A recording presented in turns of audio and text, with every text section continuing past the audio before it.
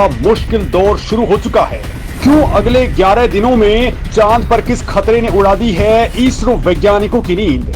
Apollo 15 के सामने आई थी जो दिक्कत, उसी से इसरो भी होने वाला है दो चार। जी हां दोस्तों, चांद के ऊपर चंद्रयान 3 इस वक्त 100 किलोमीटर वाले ऑर्बिट में बढ़ने वाला है। लेकिन उसी दौरान दोस्तों कुछ ऐसा हुआ है कि इसरो के वैज्ञानिकों के पसीने छूट चुके हैं, क्योंकि अब बेहद क्रिटिकल और जटिल मिशन शुरू हो चुका है। मतलब दोस्तों अगले कुछ दिन भारत का चंद्रयान 3 बेहद कठिन चरण में एंट्री मारने वाला है और ये 11 दिन अब पूरे मिशन की कामयाबी के लिए बेहद जरूरी है। मतलब दोस्तों अब जरा सी चूक और पूरा मिशन बर्बाद हो सकता है। दोस्तों ऐसा चंद्रयान 2 के वक्त भी 3 बार हो चुका था, जब ये स्पेसक्राफ्ट दूसरे स्पेसक्राफ्ट से और एस्टेरॉयड से टकराते टकराते बचा था।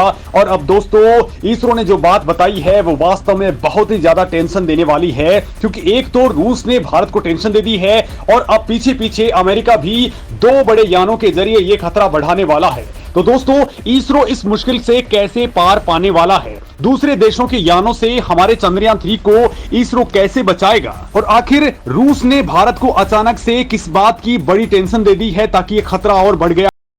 ये तमाम बातें मैं आपको बताने वाला हूं, लेकिन उससे पहले हम जानेंगे कि चंद्रयान 3 को लेकर के जो ताजा अपडेट आया है वो क्या है, और इसके बाद में आखिर क्यों दुनिया की नजरें अब इसरो के ऊपर टिक चुकी हैं। दोस्तों जैसे ही रूस ने अपना लूना 25 यान अंतरिक्ष के अंदर छोड़ा, तभी कहने लग गए कि इस बार ये लूना 25 चांद के ऊपर चंद्रयान 3 से पहले पहुंच जाएगा और बड़ी जीत गेन कर लेगा। लेकिन दोस्तों इसरो के वैज्ञानिकों ने दुनिया को बता दिया कि चंद्रयान 3 रूस वाले मिशन से कहीं ज्यादा महत्वपूर्ण है, कहीं ज्यादा महत्व है और उससे ज्यादा ये बड़ा काम करने वाला है। मतलब दोस्तों जिस जावड़ टेक्नोलॉजी की बात रूस को लेकर के हो रही थी, उससे कहीं एडवांस भारत का यान है और ये चांद के ऊपर रोवर उतारेगा, जबकि रूस के पास तो रोवर भी नहीं है। यानी डेमोन्स्ट्रेशन के दौरान भी भारत दक्षिण ध्रुव के ऊपर बड़ा कमाल करने वाला है और ऐसा करने वाला दुनिया का पहला मुल्क बनने वाला है। लेकिन दोस्तों इसी से पहले ही अब वहां पर कुछ बड़ी दिक्कतें आना शुरू हो चुकी हैं।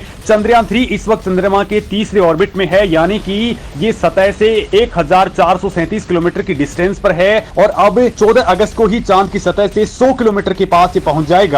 इससे पहले दोस्तों 9 अगस्त को चंद्रमा की सतह से चंद्रयान 3 की अधिकतम दूरी को 4313 किलोमीटर से घटा करके 1437 किलोमीटर कर दिया गया था। अब दोस्तों इसमें अगले 5 दिनों में यानी कि 17 अगस्त तक बहुत बड़े खतरे से 2-4 इसको होना पड़ेगा।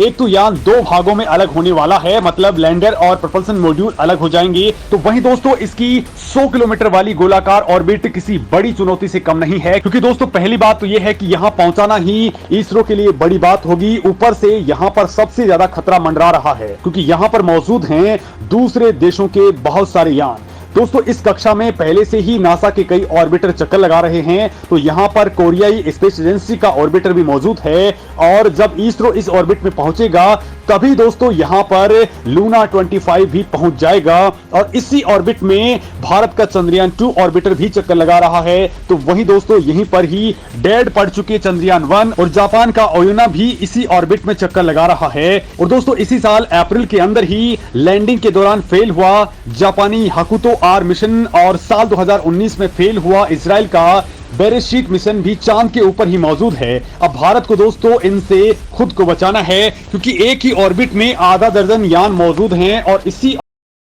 धरती से 3,84,000 किलोमीटर दूरी पर अंतरिक्ष यान को वक्त रहते सिग्नल भेज करके या कमांड देकर के बचाना बेहद क्रिटिकल टास्क होता है। मतलब जरा सी चूक का मतलब दोस्तों एक बड़ा हादसा हो सकता है। ऊपर से दोस्तों अगर किसी दूसरे देश के यान से ये टकरा गया तो फिर राजनीतिक संकट भी पैदा हो जाता है। अब दोस्तों बात ये आती है कि इसरो ये काम कैसे करेगा और लैंडिंग के वक्त चांद के ऊपर कौन सी वो दिक्कतें आने वाली हैं जो बड़ा संकट क्रिएट कर सकती हैं।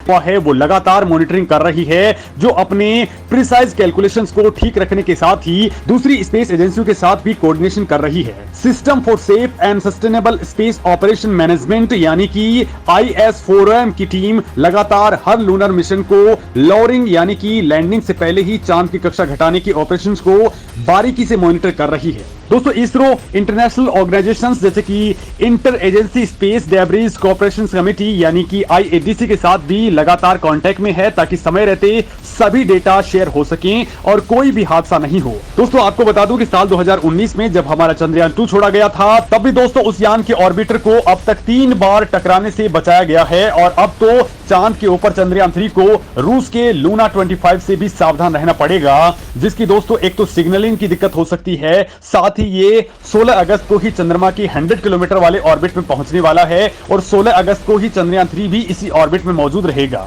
और दोस्तों इसी दौरान इसरो के चंद्रयान 3 पर भारत के साथ साथ पूरी दुनिया की नजरें टिकी हुई है। दोस्तों इसरो ने इसी दौरान चांद के ऊपर पूरे ट्रैफिक का एनालिसिस कर लिया है ताकि भविष्य के अंदर जो भी चुनौतियां हैं उनसे समय रहते निपटा जाए। तो वहीं दोस्तों चांद के ऊपर वो चंद्रयान 3 के सामने बड़ी दिक्कतें भी आने वाली हैं क्योंकि दोस्तों ये यान दक्षिण ध्रुव के पास जा रहा है जो काफी रहस्यमयी है। दुनिया अब तक इससे बिल्कुल अनजान है, यहां तक कि नासा के वैज्ञानिक भी कह रहे हैं कि ये अब तक दुनिया के लिए बिल्कुल अनजान है, रहस्यमयी है। दक्षिण ध्रुव के कई क्रेटर्स पर तो कभी रोशनी पड़ी ही नहीं है, वहां पर ज्यादातर हिस्से में छाया ही रहती है। यहाँ पर चाहे लैंडर उतारना हो या फिर किसी एस्ट्रोनॉट्स को उतारना हो, ये काफी टफ टास्क है क्योंकि चांद पर पृथ्वी की तरह वायुमंडल नहीं है। नासा के वैज्ञानिकों ने तो दोस्तों यहां तक कह दिया है कि हम कितनी भी बेहतरीन टेक्नोलॉजी का इस्तेमाल कर लें, कितना भी एडवांस लैंडर यहां पर उतार दें, तब भी ये बता पाना मुश्किल है कि दक्षिण ध्रुव की जमीन कैसी दिखती है और कुछ सिस्टम्स को घटते बढ़ते तापमान के कारण खराब भी होना पड़ जाता है। हालांकि दोस्तों इतनी सारी दिक्कतों के बावजूद इसरो यहां पर पहुंचने की कोशिश कर रहा है,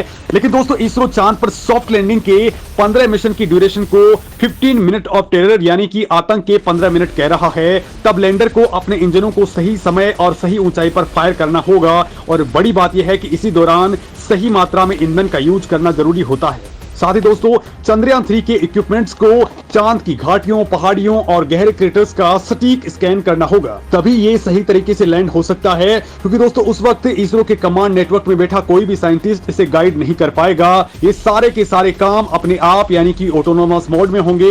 दोस्तों चांद पर धरती की तरह एटमॉस्फेयर नहीं है, लिहाजा वहां पर लैंडिंग के दौरान हवा का जो फ्रैक्शन होता है वो वहां पर इसकी स्पीड को धीमा नहीं कर पाएगा और यान की स्पीड को 6000 किलोमीटर प्रति घंटे की रफ्तार से जीरो पर लाना बहुत बड़ी दिक्कत का काम होता है। अगर यान सही से लैंड हो भी जाता है तो फिर दोस्तों यहां पर उठती है लूनर डस्ट यानी कि चांद की धूल, वो भी एक बड़ी दिक्कत है क्योंकि दोस्तों जब ये टच डाउन करेगा उस वक्त इसके लैंडर्स के थ्रस्टर्स बहुत सारी धूल का गुब्बार उड़ा देंगे जो लैंडर के कैमरों और सेंसर्स पर जमा होकर के इसे खराब कर सकती है और ये गलत रीडिंग देने लग सकते हैं। दोस्तों नासा को अपोलो 15 के दौरान भी इस तरह की समस्या का सामना करना पड़ा था, तब उपकरण खराब हो गए थे। वहीं दोस्तों धरती पर जिस तरह से जीपीएस का यूज होता है वैसा अब चांद पर कोई भी डिजिटल मैप मौजूद नहीं है, लिहाजा वहां पर भी सटीक रीडिंग नहीं हो पाती है। मतलब इस काम के लिए दोस्तों ऑनबोर्ड कंप्यूटर को चंद्रमा पर सटीक रूप से उतरने के लिए बहुत ही क्विक कैलकुलेशन और डिसीजन लेना होता है, वो भी खुद ही। और बड़ी बात यह है कि वहां पर कोई साइंटिस्ट गाइड नहीं करता है, लिहाजा इस पॉइंट पर आर्टिफिशियल इंटेलिजेंस से लेस ऑन बोर्ड कंप्यूटर ही एकमात्र विकल्प है जो खुद ही सेकंड के भी 100